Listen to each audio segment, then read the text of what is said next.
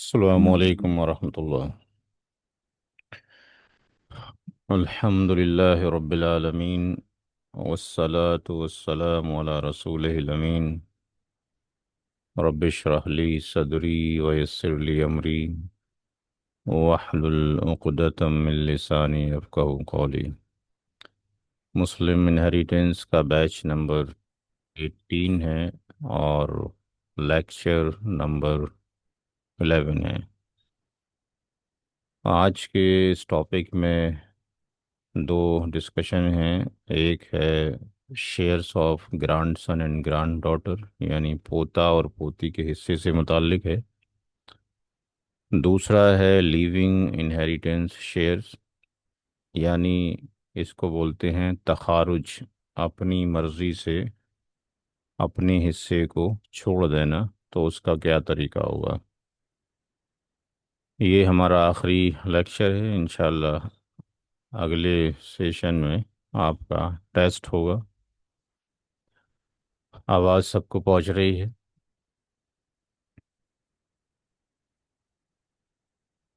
हमारी आवाज़ पहुंच रही है भाई? जी पहुंच रही है अल्हम्दुलिल्लाह। तो पहला डिस्कशन है shares of grandson and grand daughter. इससे मुताल्लिक ये एक मिथ है कि पोता और पोती के ऊपर जुल्म है, उनको विरासत में हिस्सा नहीं मिलता है, और मिलता है तो उस केस में कि जब वो मरने वाले का कोई बेटा हयात ना हो तो मिलता है। तो ये दोनों ही जो केसेस हैं उसको हम देखेंगे, क्या ये ट्रुथफुल हैं जो लोग कहते हैं कि बेटे की मौजूदगी में पोते को हिस्सा नहीं जाता। तो क्या ऐसा भी है कि अगर बेटा ना हो तब भी पोता पोती को हिस्सा नहीं जाता, ये भी हम चेक करेंगे आज, क्योंकि अल्हम्दुलिल्लाह सारी चीज़ें आप चेक कर चुके हैं, सीख चुके हैं। इस किताब में मुस्लिम इनहेरिटेंस के अंदर हमने तकरीबन 47 से ज़्यादा केसेस लिए हैं जहाँ पे पोता और पोती को हिस्सा मिलता है। मल्टीपल केस स्टडीज़ यहाँ पे ली गई हैं। ये इन डेप्थ तो आप इसी किताब से पढ़ सकते हैं, लेकिन यहाँ पर जो पॉइंट हैं जो कि ब्लेम लगाए जाते हैं, एलिगेशन लगाए जाते हैं, उसका हमने सॉल्यूशन देना है। तो तकरीबन 53 यहाँ पे हमने केस स्टडीज़ लिए हैं।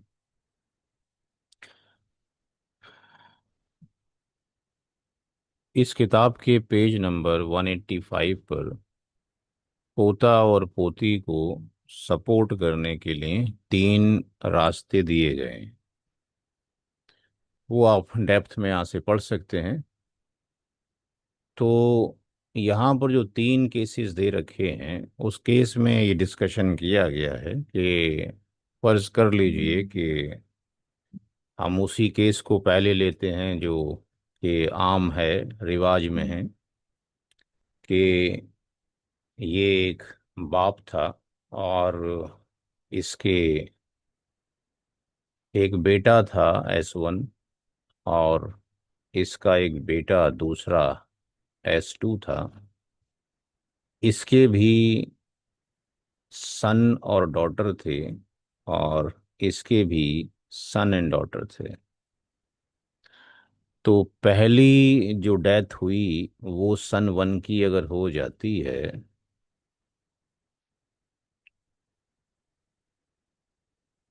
तो जब इसकी डेथ हुई होगी तो जो भी इसका एसेट रहा होगा, प्रॉपर्टी रहा होगा, उसमें से इस सन की जो भी वाइफ रही होगी, जो बेटा और बेटी रहा होगा, जो इसके वालिद साहब रहे होंगे, यानी ये जो इसकी मदर रही होंगी, फर्ज कर लिए ये हजरात मौजूद थे, तो इसमें से S1 की डेथ के बाद इसकी वाइफ को 1/8 मिल गया होगा, इसकी माँ को 1/6 मिल गया होगा, इसके वालिद साहब को 1/6 मिल गया होगा, रेसिडोरी यहाँ चला गया होगा। हमारा जो फोकस है आज का, ना तो बीवी के ऊपर है, ना वालिद के ऊपर है, ना माँ के ऊपर है। हमारा जो फोकस है इनके ऊपर है। तो जब S1 का डेथ हुआ तो इसकी औलादों को, S और D को, इसके प्रॉपर्टी से मिल गया होगा। लेकिन इस पे कोई डिस्कशन नहीं होता है। डिस्कशन ये होता है कि सेकंड डेथ अगर दादा की होती है, सेकंड डेथ अगर होती है, तो इन बच्चों के लिए ये जो F है S1 का, वो क्या बन गया? दादा बन गया है। ठीक है। दादा की जब डेथ होगी, तो दादा की अगर बीवी थी यानी दादी थी, तो उसको चला जाएगा।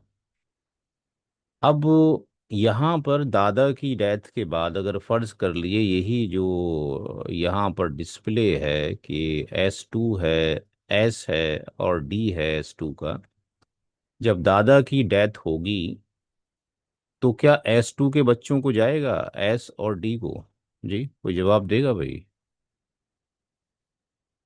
S1 की जी डेथ, नहीं, जी नहीं, जी नहीं, क्योंकि S1 को ही चला जाएगा।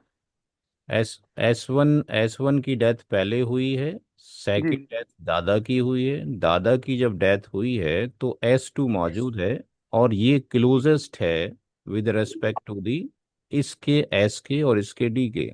जी जी दादा की डेथ के बाद S2 की औलादों को भी नहीं जा रहा है। ठीक है। इसी तरीके से दादा की डेथ के बाद इस S1 की औलाद को भी नहीं जाएगा। जो क्लोजेस्ट रूल है, कहा गया है कि सबसे पहले शेयर्स उनको दो जो कि प्राइमरी ईयर्स हैं, और जो बच जाए वो क्लोजेस्ट रिलेटिव का होगा, मेल का। तो अकॉर्डिंग टू इस्लामिक शरीयत इस तरीके से डिस्ट्रीब्यूशन होगा, वहाँ पे कोई प्रॉब्लम नहीं है। प्रॉब्लम ये है कि पोता पोती के साथ जो बेचारे का लफ्ज़ लगा दिया जाता है, वो तब बेचारे का लफ्ज़ लगता है कि जब दादा के पास जो है 2 या 4 करोड़ की प्रॉपर्टी हो। बात समझ में आ रही है? अगर ये दादा बिल्कुल गरीब हो और इसके जब ये मरे और इसके पास केवल 10,000 रुपये ही हों, तो फिर इसको बेचारा नहीं बोला जाता है। बात समझ में आ रही? हम्म शरीयत में जो तकसीम मीरास है वो बेचारा और बेचारी पे नहीं है, वो गरीब और अमीर पे नहीं है, वो छोटे और बड़े के ऊपर नहीं है, वो औरत और आदमी के मेयार के ऊपर नहीं है। ये एक गिफ्ट है, हदिया है, तोहफा है जो अल्लाह तबारक ताला ने, किसी की डेथ के बाद जो माल बच गया है उसका कानून है कि वो जिसको दिलवाना चाहता है उसने लिख दिया किस किस का हिस्सा होगा। तो इसमें ऐसा नहीं है कोई गरीब होगा तो उसको ज़्यादा मिलेगा, कोई अमीर होगा तो उसको आपके पास कम मिलना चाहिए, ऐसा कोई यहाँ पे पैरामीटर्स नहीं है। इसके रूल्स प्री डिफाइंड हैं, किसको कहाँ जाना है कहाँ नहीं जाना है। अब जो ये पोते रह गए, हो सकता है ये गरीब हों, हो सकता है ये मालदार भी हों, दोनों ही ऑप्शंस अवेलेबल है। S1 की डेथ के बाद S1 के बच्चों की किफालत की जिम्मेदारी किस पे आयद होती है? S1 की जब मौत हो जाएगी तो उसके जो बच्चे हैं, ये और ये, इसकी किफालत किसके जिम्मे है? ग्रैंडफादर के। दादा के जिम्मे है। इसकी जो बीवी थी S1 की, वो इट्स नॉट मैंडेटरी उसी घर में रहे, ये दूसरा निकाह कर सकती है, दूसरा शौहर तलाश कर सकती है, क्योंकि इसकी फौत हो चुकी है। तो इसके बच्चों की परवरिश की जिम्मेदारी दादा के पास है। तो एक तो ये था कि वो दादा अपनी लाइफ में अपने पोता और पोती के लिए, यानी इनके लिए, वो एजुकेशन का इंतज़ाम कर सकता था, इनकी अच्छी देखभाल कर सकता था। दूसरा, वो अगर चाहता तो अपनी जिंदगी में अगर वो देख रहा था कि मेरे मरने के बाद मेरा जो S2 है और इसकी जो औलादें हैं उनका रख रखाव, रवैया, नेचर इनके साथ ठीक नहीं है, और इनकी ये केयरिंग ढंग से नहीं करेंगे, तो चाहता दादा तो क्या कर सकता था कि वो अपने इस पोता पोती को गिफ्ट कर सकता था, क्योंकि दादा अपने माल का मालिक है। तीसरा, अगर हम देखें सूरा निसा की आयत नंबर 11 में एक बार और 12 में 3 बार वसीयत के बारे में बोला गया है। तो दादा इनके लिए विल कर सकता था, और उसकी भी बड़ी अच्छी मिकदार थी, 1/3 तक कर सकता था। तो ये तीन चीजें दे रखी थी। तो विरासत जो है वो भी कुरान के अंदर ही मौजूद है, अलग से कोई पार्ट तो है नहीं। और इल्म का सीखना हर एक पे फर्ज है, और ये तो एक ऐसा मैंडेटरी पार्ट है कि जिसको सीखना बहुत ही ज़रूरी है। हर अगर हम देखते हैं तो ज़कात के लिए निसाब ज़रूरी है, राइट? हर एक को मालूम है। क्या मीरास के लिए कोई निसाब ज़रूरी है? कहीं लिखा हुआ है, कहीं पढ़ा किसी ने? जी नहीं, जी नहीं। नहीं है, मीरास का कोई भी निसाब नहीं है। चाहे वो जक़ात के निसाब वाला पैरामीटर से कम भी हो तब भी होना, चाहे 100 रुपये बचे तब भी आपके पास तकसीम मिरास होनी है। तो तीन चीज़ें, अगर ये दादा बासलाहियत होता, एजुकेटेड होता, इसने पढ़ रखा होता, इसके पास मुस्लिम लॉ ऑफ सक्सेशन के बारे में, या इनको तरगीब दी गई होती, एजुकेट किया गया होता थ्रू दी स्कॉलर्स, तो ये जो है तीन चीज़ें इसके पास थी, और अच्छे तरीके से तरबियत उसको गिफ्ट और विल कर सकता था। और अगर इसकी डेथ हो जाती है तो इनकी किफ़ालत कहाँ चली जाती है? इसके पास चली जाती है, क्योंकि ये इनका क्या है, चाचा है। तो फिर केयर टेकर इनका ये बन जाता है। तो बहरहाल क़यामत के दिन इनसे ही पूछा जाएगा, केयरिंग के बारे में इनसे ही पूछा जाएगा। ये तो होगा ये फेजिस कि वो तीन तरीके से सपोर्ट हो सकती थी। अब वो जो मिथ हैं कि बेटा जो था इसकी वजह से सन 1 के बच्चों को हिस्सा नहीं गया, क्या ये दुरुस्त है? क्या इसके अलावा भी कुछ और ऐसे केसेस हैं कि बेटा ना हो तब भी पोता पोती को हिस्सा नहीं जाता है? तो हमने इस किताब के अंदर मल्टीपल केस स्टडीज ली हैं।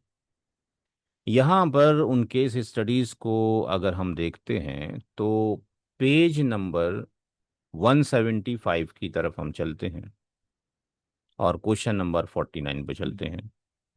Page number 175।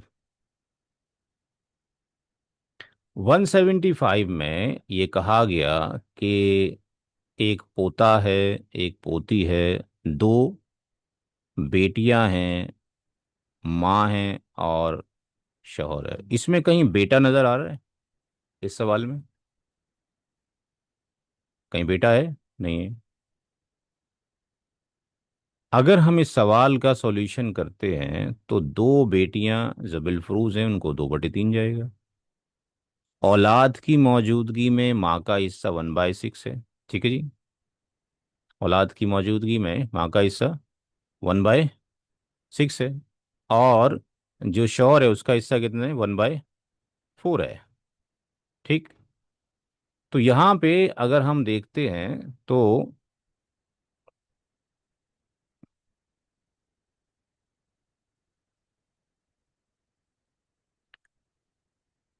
इस केस में total share of Z F क्या बनेगा? Total share of Z F क्या बन रहा है? Greater than 1। ग्रेटर देन, आपके पास 1 आ गया। तो क्या कंडीशन बन गई?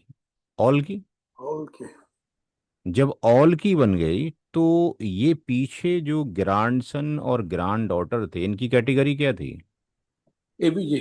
रेसि रेजिडेंट। रेसिडुअरी को हिस्सा तब जाएगा जब प्राइमरी एयर्स को बट जाएगा। ये उन लोगों को मालूम है जिन्होंने क्लास ढंग से की है, जिन्होंने इल्मुल फराइज सीखा है, तक़सीम मिराज करना सीखा है। और जिन्होंने कभी सीखा ही नहीं, जिन्होंने पढ़ा ही नहीं, उनका तो सिर्फ जो चली आ रही है बात कि भाई बेटे की मौजूदगी में पोता पोती को हिस्सा नहीं जाता बेचारों को। तो यहाँ पर बेटा मौजूद है क्या? नहीं है इस सवाल के अंदर।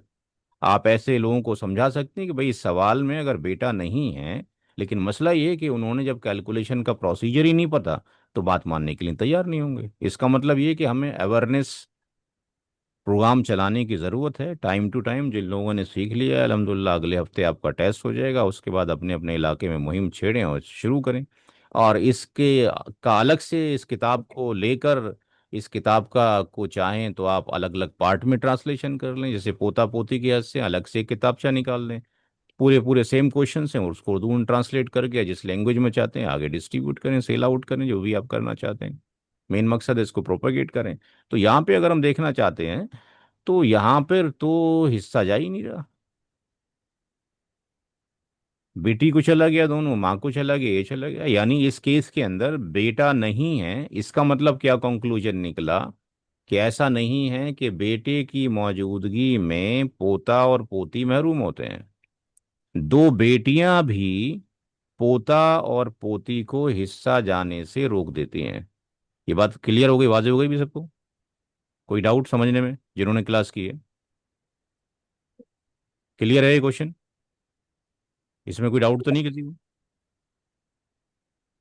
जी, आवाज़ नहीं आ रही किसी की।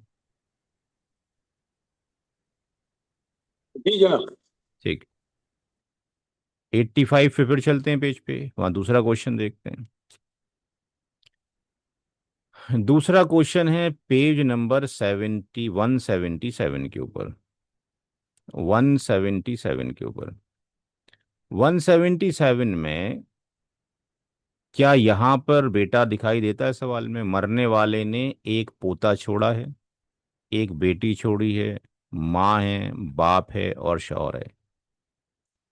अब जब अकेला बेटा है तो वो रेसिड्यूरी है, असबा बिनफ्सी है, एक बेटी है, माँ है, वालिद साहब हैं, हस्बैंड है, सारे के सारे क्या हैं? ये सब जेड एफ हैं। चूंकि पोते की मौजूदगी में वालिद साहब 1/6 ही लेके जाएंगे, आर लेके नहीं जाएंगे। बेटी होती तो आर भी जाता। अब अगर इनका total share of Z F निकालते हैं तो पता लगता है ये भी 13/12 आ गया, ये भी ऑल हो गया।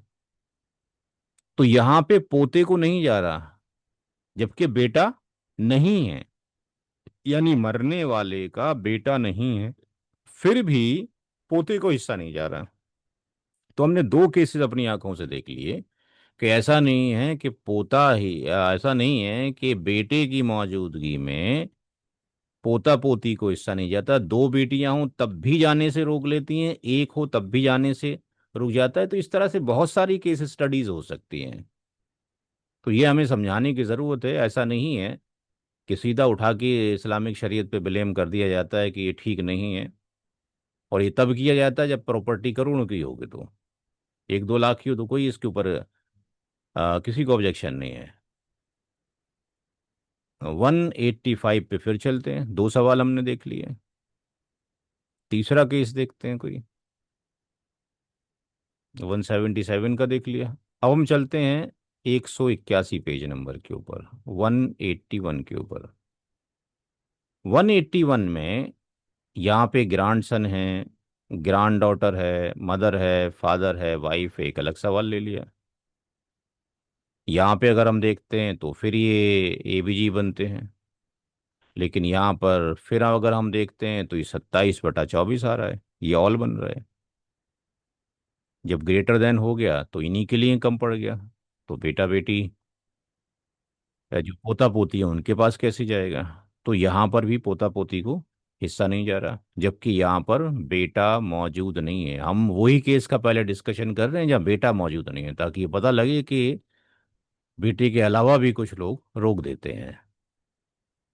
चौथा केस देखते हैं।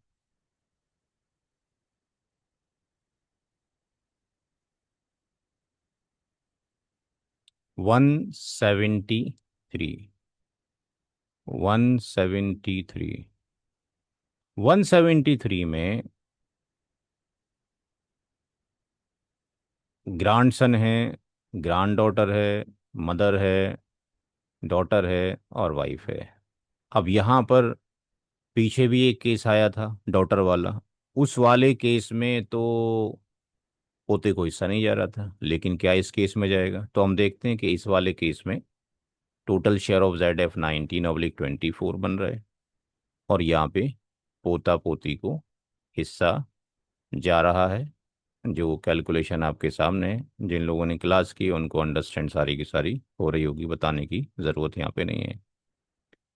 तो ये case study to case study differ करेगा।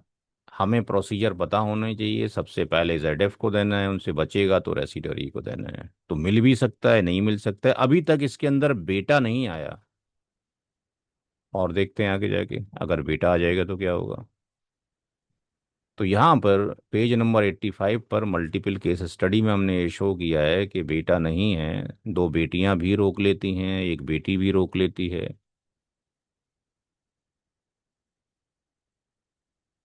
और बाकी यहाँ पे जो मैंने डिस्कशन किया था वही सारा का सारा यहाँ पर हो रहा है। लेकिन अब जो पोते वाला बेटे वाला केस था उसको हम यहाँ देख लेते हैं। एक आध सवाल बेटे वाला देख लीजिए कि बेटे की मौजूदगी में नहीं जाता है, वो यहीं आपको मिल जाएगा।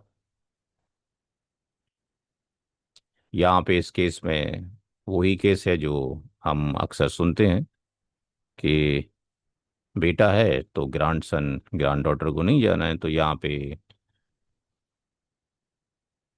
इनको शेयर नहीं जाएगा क्योंकि क्लोजेस्ट कौन है, सन है। तो हम ये वाला तो केस स्टडी डिस्कशन कर रहे होते हैं, लेकिन बाकी वाला लोगों के सामने आंखों से ओझल है क्योंकि हमने कभी पढ़ा नहीं, कभी कैलकुलेशन नहीं किया। तो ये पहला डिस्कशन था पोता और पोती की तरफ। दूसरा जो आज का डिस्कशन है वो है तखारुज के ऊपर। अपनी मर्जी से अपने हिस्से को छोड़ देना। तो जो हिस्सा छोड़ा गया है उसका डिस्ट्रीब्यूशन कैसे किया जाएगा, उसका प्रोसीजर यहाँ पे देखेंगे। पेज नंबर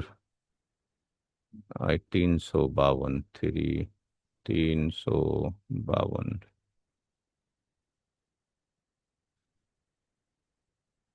तो तखारुज के बारे में मल्टीपल एग्जाम्पल्स हो सकते हैं जो आपके सामने हैं कि एक शख्स है, कोई मेल है या फीमेल है, अपना शेयर छोड़ना चाहती है या चाहता है और उसकी कोई डिमांड नहीं है।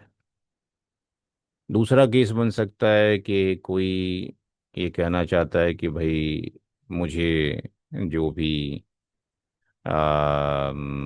शेयर है हम अपना छोड़ना चाहते हैं, लेकिन हमें वालिद साहब का कार या स्पेसिफिक शॉप या कुछ दे दीजिए और बाकी आपस में बांट लीजिए। तीसरी कंडीशन ये है कि किसी शख्स के पास कर्ज है और उस शख्स का कर्ज है, जो शख्स मर चुका है, उससे उसने कर्ज लिया था और अब उस शख्स की डेथ हो गई है। तो उसकी मीरास से इस वाले को, जो कि उसने कर्ज उधार लिया था, उसको कुछ फायदा होने वाला है। तो अब शायद उसको शर्म महसूस हो रही है कि मैंने तो इस शख्स का कर्ज नहीं दिया और ये मरने के बाद भी मुझे अपनी विरासत में हिस्सा देना चाह रहा है, तो लाओ अब मुझे नहीं लेना चाहिए। शायद ऐसी शर्म उसको महसूस होती हो। या कुछ लोगों ने शादियां तो कर ली हैं लेकिन अपनी बीवियों के महर नहीं दिए, और अक्सर समाज में देता या देखा जाता है कि महर की अदायगी नहीं की जाती है। और गांव दर गांव में तो ये होता है कि जब शौहर का वो बीवी का इंतकाल होने को होता है तो शायद वो उसको महर को क्या कर दिया जाता है, माफ़ करवा लिया जाता है। तो महर भी एक कर्ज है। तो अगर ऐसा है कि किसी शख्स को अपनी बीवी का महर देना था और उसकी बीवी फौत हो गई है और उसकी प्रॉपर्टी से उसको 1/2 या 1/4 मिल रहा है, तो शायद शौहर को शर्म महसूस हो रही है।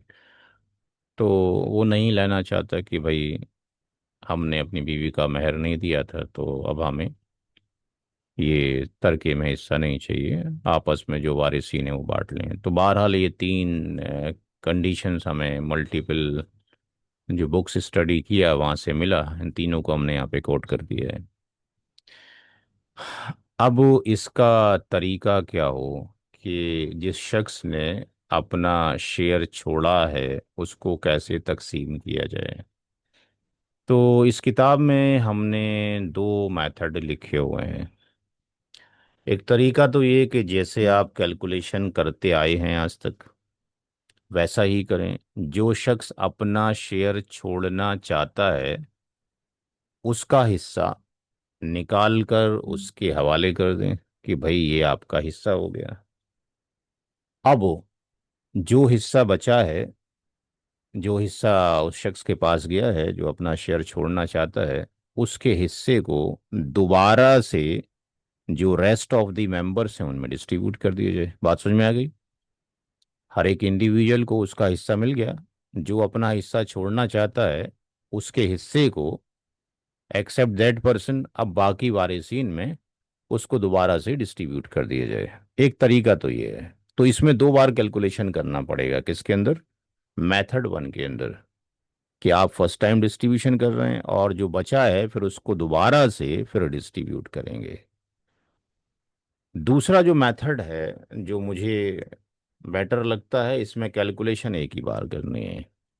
इसमें जिस शख्स का जो शेयर है दोबारा से डिस्ट्रीब्यूट करने की बात की गई है मेथड वन में, जो अपना हिस्सा नहीं लेना चाहता, इसको हमने दो बार कैलकुलेशन नहीं किया, हमने एक ही बार कैलकुलेशन किया। उसको कैलकुलेशन में इंक्लूड तो रखेंगे। जो शख्स अपना हिस्सा नहीं लेना चाहता उसको कैलकुलेशन से बाहर नहीं करेंगे। अगर बाहर किया तो क्या होगा, इसका भी हमने यहाँ पे डिस्कशन किया है इस बुक के अंदर।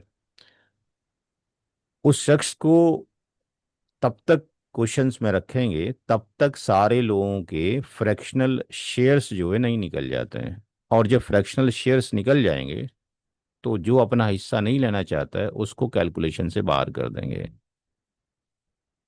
और जो अब शेयर्स की वैल्यूज आई हैं फ्रैक्शनल की, अब उसके अकॉर्डिंग हम लोगों में डिस्ट्रीब्यूशन कर देंगे। तो हम देखेंगे कि यहाँ पे जो दो बार कैलकुलेशन किया था उसका आंसर भी ठीक है और जो एक बार कर रहे हैं उसका आंसर भी ठीक है। अब इसको समझते हैं इस सवाल से। यहाँ पे कहा गया है कि जमीला की डेथ हो गई है और इतने लाख रुपए मौजूद हैं,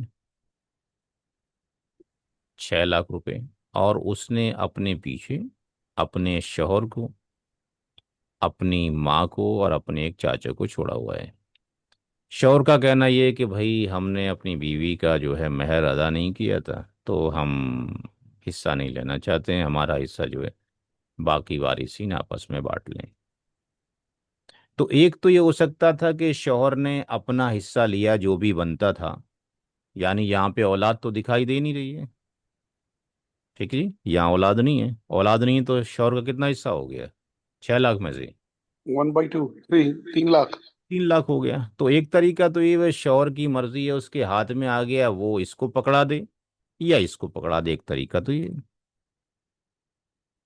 दूसरा ये, जब इसने कहा कि भी आपस में बांट लें, या तो इसने कहा होता आपस में मेरे पैसे को 3 लाख को बराबर बराबर बांट लो, तो 1.5 लाख इसको दे देते, 1.5 लाख इसको दे देते। लेकिन इसका स्टेटमेंट है आपस में बांट लो, कोई स्पेसिफिकेशन नहीं है। तो इसका मतलब स्कॉलर ये कहते हैं कि जो इनका रेशियो बनता है उस रेशियो के प्रोपोर्शन के अकॉर्डिंग बांट लो।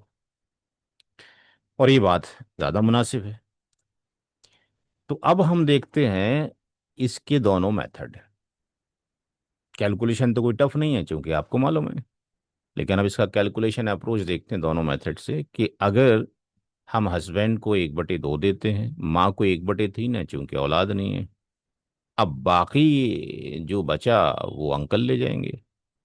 तो इस केस में अगर हमने सॉल्यूशन किया तो यहाँ पे हम देखते हैं कि पूरी प्रॉपर्टी के 6 हिस्से हुए, 3 हिस्से हस्बैंड को चले गए, एक 2 हिस्से माँ को और एक हिस्सा अंकल को। और 6 लाख को अगर हमने डिवाइड किया तो एक रकम 1 लाख रुपए की आई, यानी हस्बैंड को 3 लाख जा रहे हैं, माँ को 2 लाख जा रहे हैं और अंकल को 1 लाख जा रहा है। अब एज पर क्वेश्चन जो है, जमीला के जो हस्बैंड हैं अपने 3 लाख रुपए नहीं लेना चाहते हैं और वो चाहते हैं कि उसके 3 लाख रुपए, बाकी वारिसीन कौन बचा, माँ और रियल अंकल, इनमें इनके रेशियो के अकॉर्डिंग हम मुताबिक डिस्ट्रीब्यूट करेंगे। तो फिर हम यहाँ पे क्या करेंगे, माँ को ले लेंगे क्योंकि एक बार कैलकुलेशन हो गया, अब दूसरी बार करने जा रहे हैं, अब केवल माँ को लेंगे और अंकल को लेंगे। तो माँ और अंकल का जो निस्बत है, रेशियो जब निकाला तो ये 2:1 आ गया। जब 2:1 आ गया तो इनका एडिशन क्या हो गया, 3 हो गया। यानी 3 लाख के 3 टुकड़े करने हैं, और 2 हिस्से माँ को चले जाएंगे, एक हिस्सा अंकल को चला जाएगा। तो अगर हम इसका कैलकुलेशन करते हैं तो ये आपके सामने है। जमीला के हस्बैंड के 3 लाख रुपए हैं, 3 हिस्से की है। 2 हिस्से माँ को चले गए, यानी 3 लाख में से गोया 2 लाख चले गए माँ को। और जो उसके चाचा हैं, रियल अंकल हैं, 3 लाख में से 1 लाख उनको जाएगा।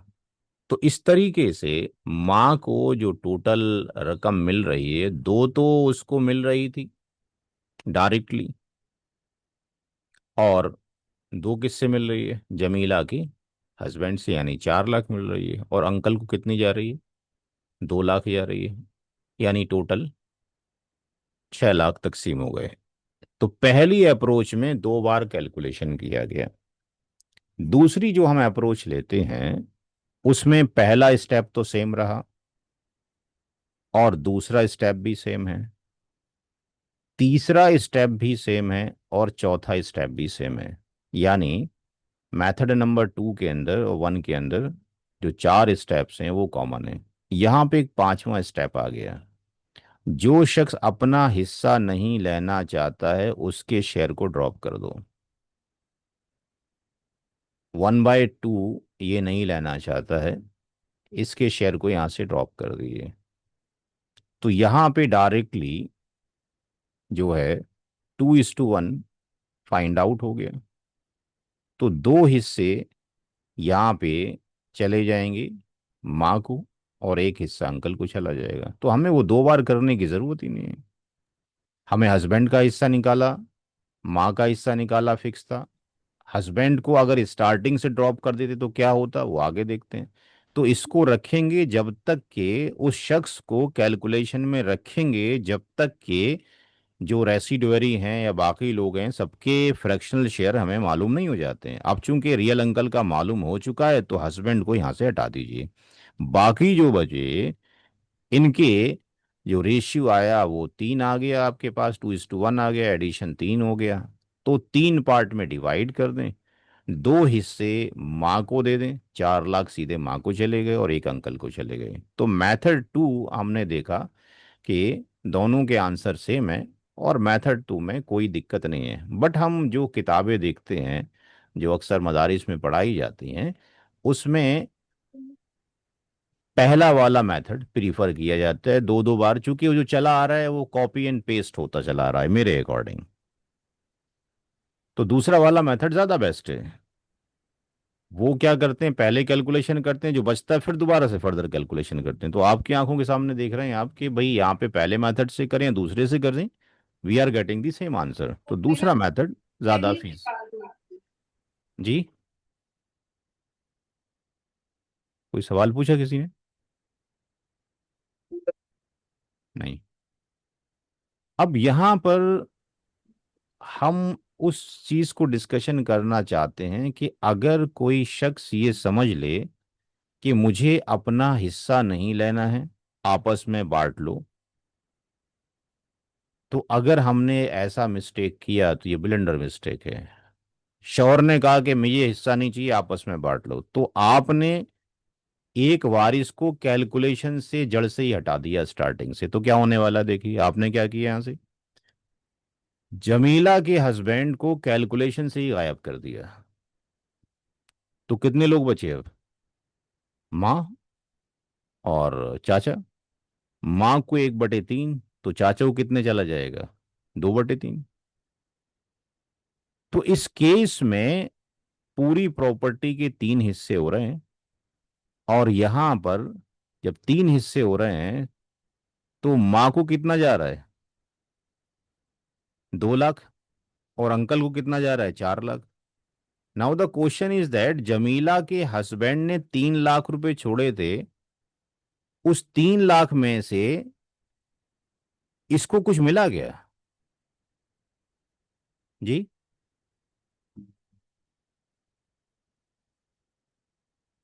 बात समझ में आ रही है जो मैं कहना चाह रहा हूं?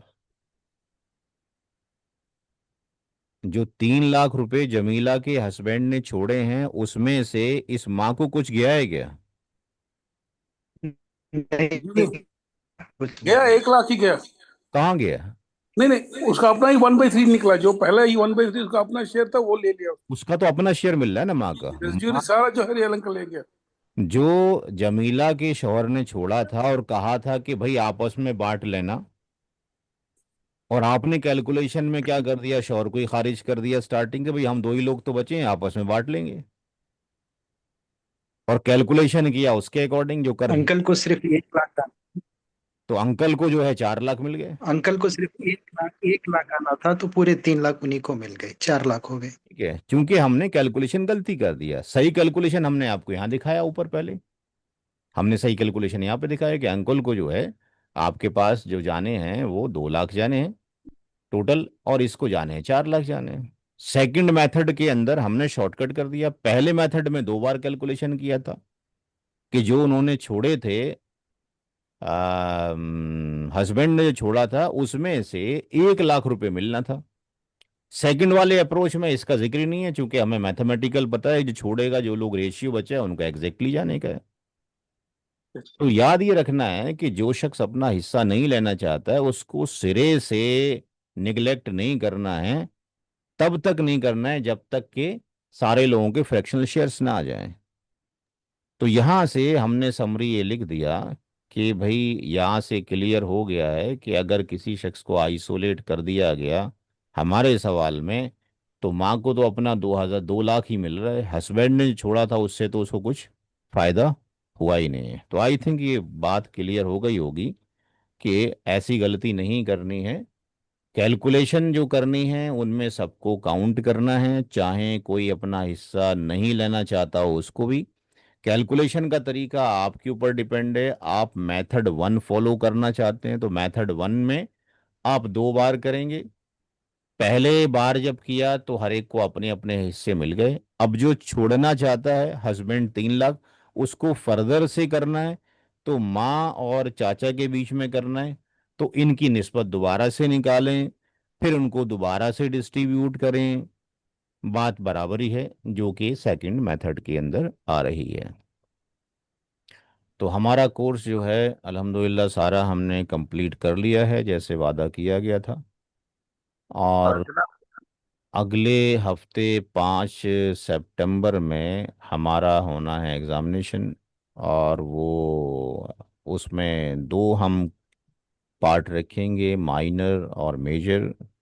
माइनर के अंदर जो है वो ऑब्जेक्टिव टाइप क्वेश्चन ही होंगे। मेजर के अंदर जो क्वेश्चन होंगे हम रिलेटेड टू मुनास का मल्टीपल डेथ का देंगे और share of the child to be born देंगे। चूंकि इसमें कोई इतना बड़ा टॉपिक नहीं है तखारुज का, इसमें कोई पेचीदगी नहीं है सिवाय इसके कि भाई ये ध्यान रखना है कि जिसका शेयर छोड़ना है जिसको, उसको भी कैलकुलेशन में काउंट करने का है। एक बार कैलकुलेशन करने के बाद हर एक को पैसे दे दिए जाएं, और जो अपना हिस्सा छोड़ना चाहता है वो इससे बचे हुए लोगों में डिस्ट्रीब्यूट कर दें या सेकंड मेथड इस्तेमाल कर दें। किसी का कोई सवाल वगैरह है तो पता करें। हाँ, अस्सलाम वालेकुम। इस्लाम। एक समझ लीजिए, एग्जाम्पल है कि एक औरत मरी है या हस्बैंड मरा है और बाकी बचे हैं 3 बेटे और 1 बेटी और फिर उसकी माँ बची है, क्या जो सवाल है? इनहेरिटर्स है। अब जो तारुज है उसके हिसाब से माँ ने बताया कि भाई मेरी जो हिस्सा है वो आप आपस में बांट लो। दोबारा सवाल बोलिए। 1 सेकंड। हम्म। सर, आप अर्ज ये है कि मान लीजिए एक फैमिली का हेड ऑफ फैमिली फादर मर गया, उसने अपनी ठीक है। बीवी को छोड़ा, ठीक दो है। बेटों को छोड़ा, 1 बेटी को छोड़ा, 2 बेटों को छोड़ा, एक एक बेटी को बेटी को छोड़ा। छोड़ा। ठीक है।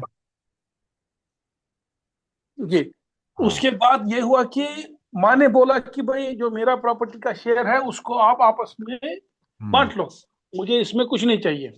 ठीक है। ठीक है ना सर।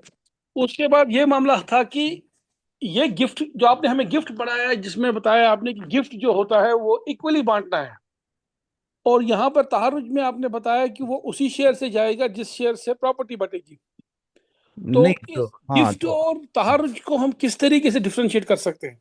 भाई यहाँ पर जो है, जो किताबों में जो मिलता है उसमें तो ये कहा गया है, जो मेथड मैंने पहला और दूसरा आपको दिया है अभी, ठीक है जी ना, पहला दूसरा मेथड। अब यहाँ पर चूंकि जैसे आपने कहा कि ये हस्बैंड से जो भी प्रॉपर्टी आई वो अगर इसके पास आ गई और ये 1/8 आ गई, तो ये 12.5% की मालिक ये खुद हो गई।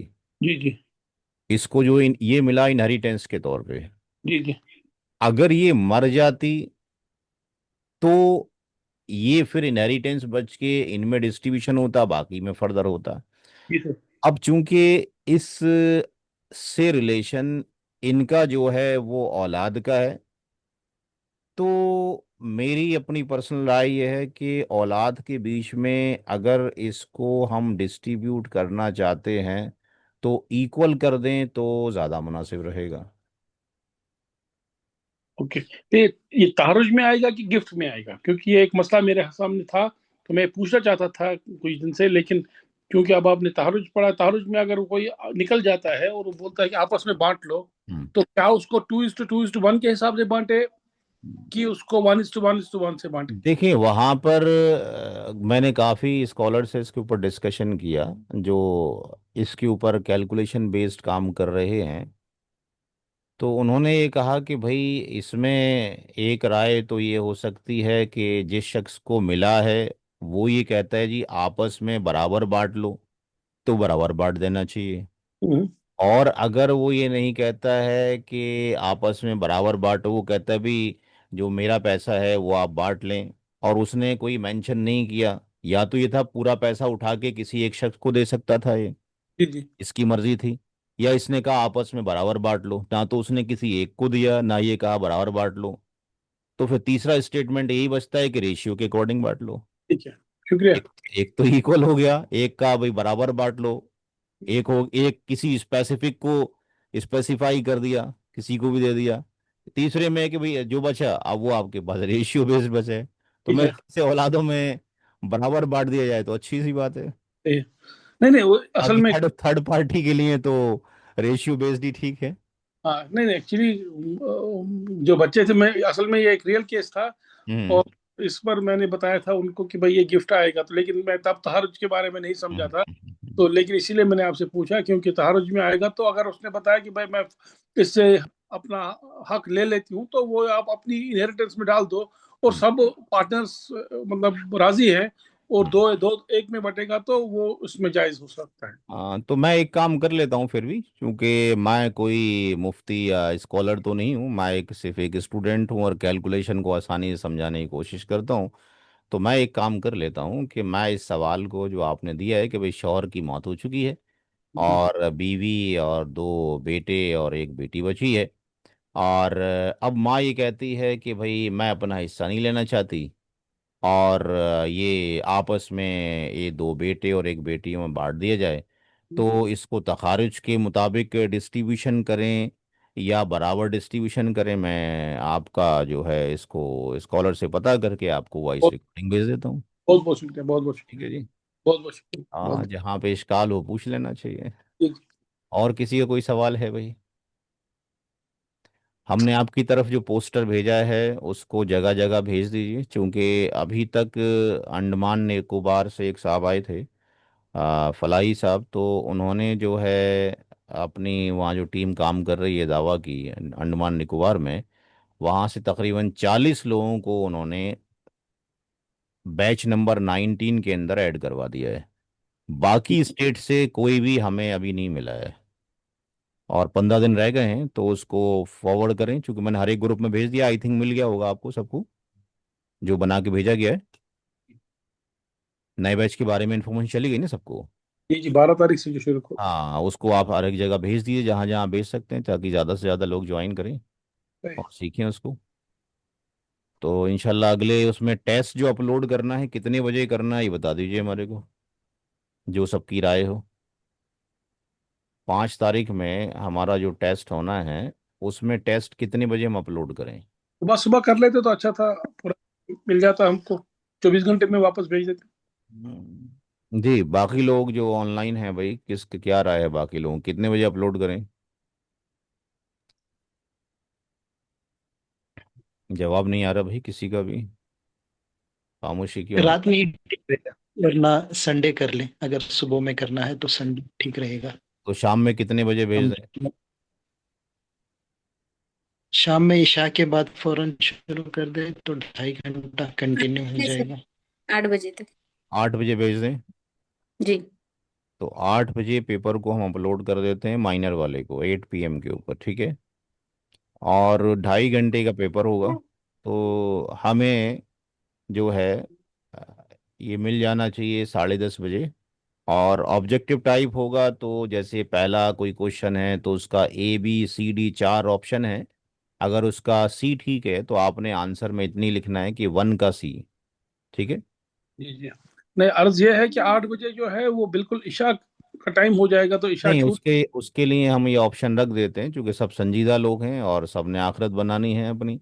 हम 8 बजे अपलोड कर देते हैं। अगर कोई साहब जो है उसको 10 बजे ओपन करते हैं PDF को, अगर ओपन की जाती है PDF को ओपन किया जाता है 10 बजे, तो वो 2.5 घंटे 12:30 बजे पेपर को खुद से स्टॉप कर दें। ठीक है। ठीक है, क्योंकि आखिरत का मामला है, दुनिया के नंबर नहीं सही रहेगा देखने हमें, ठीक है ना। तो कहने का मतलब ये, जिसको जो फीजेबल हो, अगर इंशाल्लाह। कोई रात में 12 बजे खोलता है तो भाई 2:30 बजे उसको भेज दे। ठीक है। ठीक है, जो जिसको फीजेबल लग रहा है, कोई अगर रात में नहीं कर पाया, सुबह फजर के बाद करता है 5 बजे, तो 7:30 बजे तक भेज दे। जी जी। कहने का मतलब ये है कि भाई एक दिन का टाइमिंग है। हर एक पेपर का जो माइनर पेपर है उसका हम एक दिन का टाइम स्टूडेंट को दे रहे होते हैं, क्योंकि सब जो है शादीशुदा हैं, एक दो को छोड़ के सब बिजी हैं अपने कामों में। तो माइनर पेपर में भी हम 1 डे का टाइम आपको दे रहे हैं, 2.5 घंटे ओपन करने के बाद PDF काम कर लें। इसी तरीके से मेजर के अंदर भी हम 1 डे का टाइम आपको देंगे। तो हम सैटरडे में, इसमें फ्राइडे में इसको शाम में अपलोड कर देंगे। तो फ्राइडे वाला आप सैटरडे में हमें भेज दीजिए, और सैटरडे में जो हम आपको देंगे वो संडे में भेज दीजिए, ठीक है। चलिए। एक दिन का टाइम काफ़ी है, लेकिन 2.5 घंटे यूज़ करें और बिल्कुल प्रॉपर तरीके से करें, कॉपी उपी बंद कर दें अपनी। ठीक है, ताकि ये देखें कितनी स्किल है, नहीं तो फिर दोबारा से बैच ज्वाइन करें। ये नहीं, कॉपी बंद करेंगे, लेकिन जो आपने वो की हमको दी है जिसमें हाँ, की वाला यूज़ कर लें, कोई दिक्कत नहीं है। अगर कोई दिक्कत हो रही है वो कायदे में, तो उसको भी नहीं खोलना चाहिए। नहीं, नहीं, नहीं, क्योंकि आप जो बोल रहे हैं तो बेहतर है कि आपसे इजाजत ली जाए कि क्या की को इस्तेमाल करें, कि की को ही बंद करके चले तो जाते तब तक उसको रट लिया जाए बैठ के। हैं। सही बात एक हफ्ता बाकी है। एग्जामिनेशन में तो अलाउ नहीं होगा ना। है। ठीक है। इंशाल्लाह। हाँ ठीक है। मैंने सवाल भेजे थे वो लास्ट के, वो आपने उनका वो मैंने करेक्शन। मैंने आपको वॉइस रिकॉर्डिंग भेज दिया है, दोनों सवालों में गलती है। शुक्रिया। हाँ शुक्रिया। ठीक ठीक ठीक है, ओके। चलो ठीक है। अस्सलाम वालेकुम रहमतुल्लाह।